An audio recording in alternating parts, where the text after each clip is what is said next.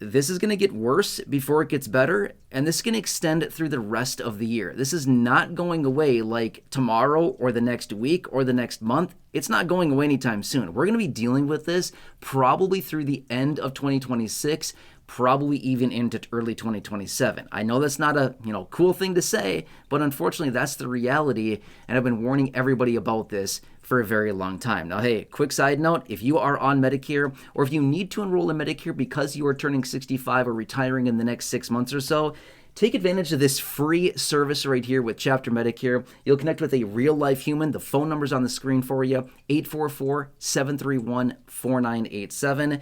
They've helped thousands of you in this community save millions of dollars over the last year and a half. That is very much needed by virtually everybody right now. Millions of dollars back in the pockets of those of you in this community who have literally called Chapter Medicare right there with the phone number on the screen. Otherwise, it's the link down below in the description and the top of the comment section as well. It's free. They will help you out with everything Medicare related, and the average person calling them is saving over $1,000 that honestly everybody really, really needs right now. Anyway, it's a great free resource, free stuff. Finally, some reprieve. Finally, something for free. I know, right?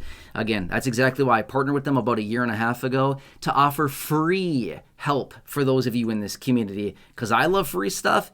And my dedication here on the channel is literally I have nothing to sell you, which is the best part. I literally have nothing, okay? Anyway, I don't know if that's a good or bad thing. Maybe I should be like all the other schmucks out there and have some junk to sell you, right? I honestly don't want to do that even, so I'm not going to do it.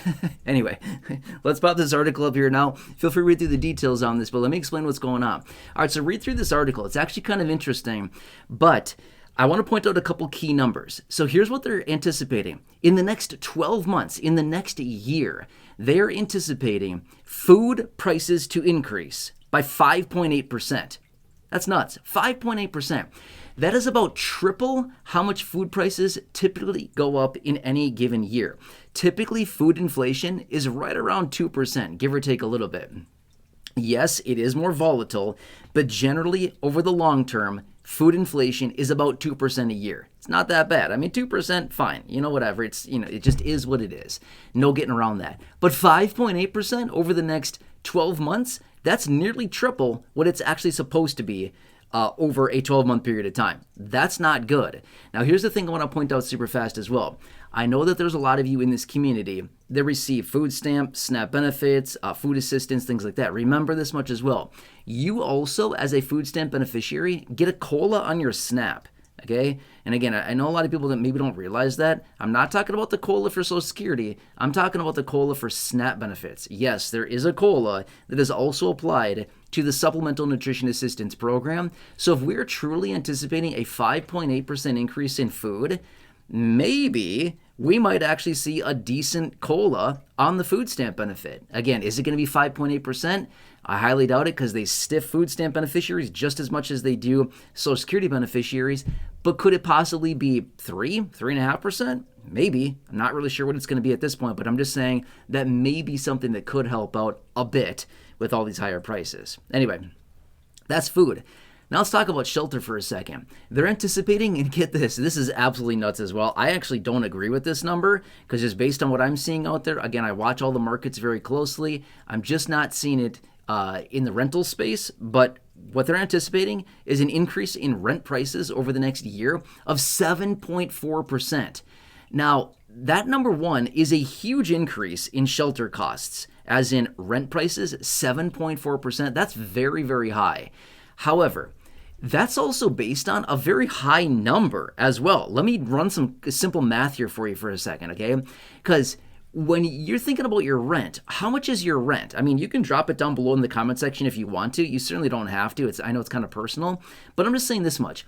Is your rent $100? No. Is your rent $1,000? Probably. Is your rent $2,000? Maybe. Could be. But I'm just saying it's probably $1,000 to $1,500-ish dollars, give or take across the country. That's probably what the average rent is for most people. Okay, so if we're looking at a 7.4% raise on rents over the next year, a $1,000 rent would be raised by $74. That'd be an increase of about, what is that, Yeah, about $900. I'm trying to run the math as I talk here. It'd be about $900, $890 to $900 more over the course of the year, $74 a month. That's what a 7.4% raise on a $1,000 rent would be, okay? Let's just say that you're paying $2,000. If you're paying $2,000 a month in rent and they raised it by 7.4%, guess what? That'd be $148 more a month is how much your rent would go up. It's a lot. $148 a month multiplied by 12 months. What is that? I don't know, $1,800? $1,800 for the year is how much more your rent would go up if you're paying $2,000. I mean, that's basically an entire month's worth of rent. They'd be paying more just based on a 7.4% increase. That's what they're projecting, right? That is what they're projecting. Not to mention all of the other price increases on literally everything else under the sun, which is everything.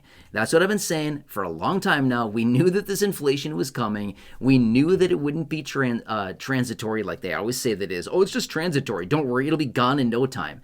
No, it's not. That's not how this works. It takes a long time for it to make its way through the supply chain.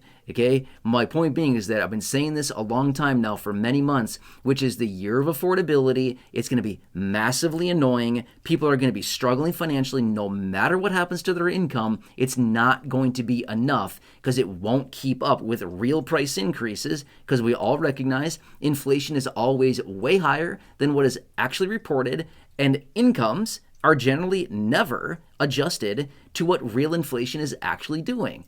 We all know this. It's not like some huge shock. This is not like a breaking news event. We know this.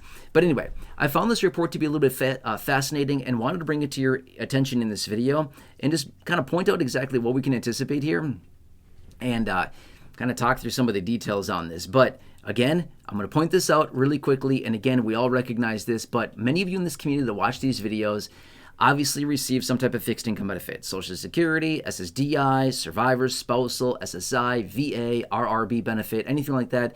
Well over 75 million individuals. Obviously, benefits will be adjusted to higher based on the COLA.